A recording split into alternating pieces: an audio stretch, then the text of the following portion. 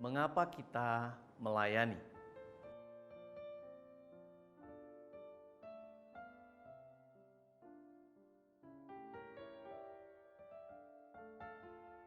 Salam kasih karunia dari Tuhan kita Yesus Kristus. Saudara, Rasul Yohanes di dalam Injil Yohanes pasal 1 ayat 12 di situ dikatakan, semua orang yang menerimanya, yaitu menerima Yesus, diberinya kuasa menjadi anak-anak Allah, yaitu mereka yang percaya dalam namanya. Saudara, kebenaran ini menjelaskan kepada kita bahwa dengan kita percaya kepada Yesus, maka status kita diubahkan. Karena dosa, kita menjadi musuh Allah. Tetapi karena Yesus, maka status kita diubah menjadi anak-anak Allah. Lalu untuk apa kita menjadi anak Allah? Saudara, sebagai anak tentu saja bagian kita adalah berusaha menyenangkan hati Allah yang adalah Bapa kita. Sebagai anak-anak Allah, kita tiap-tiap hari berusaha untuk menaati Allah dan melakukan segala kehendak Allah. Nah saudara, dalam penjelasan yang lain kemudian Rasul Petrus kemudian juga berkata, tetapi kamulah bangsa yang terpilih, imamat yang rajani, bangsa yang kudus, umat kepunyaan Allah sendiri.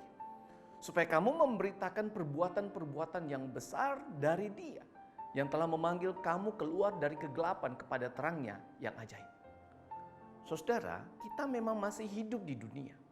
Tetapi secara rohani kita adalah umat Allah, warga negara surga. Tuhan dan Raja kita adalah Yesus, dan sudah menjadi suatu kewajiban bagi kita yang hidup untuk kemudian kita memuliakan Tuhan kita. Lalu bagaimana caranya untuk kemudian kita melakukan semuanya itu? Saudara, tentu saja kita menjalani hidup sesuai dengan teladan, ajaran, dan perintah dari Raja kita, Yesus Kristus. Saudara, ketika kita merenungkan status kita ini sebagai umat Allah dan sebagai anak-anak Allah dengan tanggung jawab yang harus kemudian kita kerjakan, inilah panggilan kita yang mulia, panggilan untuk melayani Tuhan kita. Terlebih lagi saudara, ketika kita sungguh merenungkan bahwa status kita itu diperoleh bukan karena kerja keras kita, bukan juga karena kita dianggap layak untuk menerima status itu, tetapi sesungguhnya semata-mata hanya karena kasih karunia Tuhan di dalam Yesus Kristus yang telah dianugerahkan kepada kita.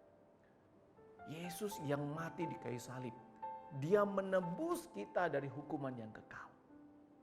Karena itu secara kepemilikan kita adalah milik Yesus sepenuhnya.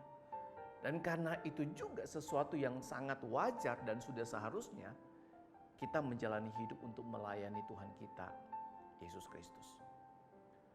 Saudara, banyak orang Kristen menganggap melayani adalah sebuah pilihan. Suka-suka saya mau melayani atau tidak melayani, ya suka-suka saya. Tetapi kalau kita sungguh-sungguh kemudian memahami anugerah yang sudah kita terima, saudara, kita tidak akan berkata suka-suka saya. Tetapi kita akan berkata, Tuhan, ini aku, pakailah aku. Saudara, anugerah Tuhan akan mendorong kita untuk mengasihi Tuhan di sepanjang hidup ini. Dan anugerah Tuhan akan mendorong kita juga untuk melayani Tuhan di sepanjang hidup ini. Pada akhirnya saudara, mengapa kita melayani? Karena melayani Tuhan adalah anugerah dan hak istimewa yang Tuhan karuniakan. Mari kita menerimanya dan mengerjakannya dengan penuh kebanggaan dan penuh syukur. Selamat melayani saudaraku. Tuhan Yesus menyertai dan memberkati.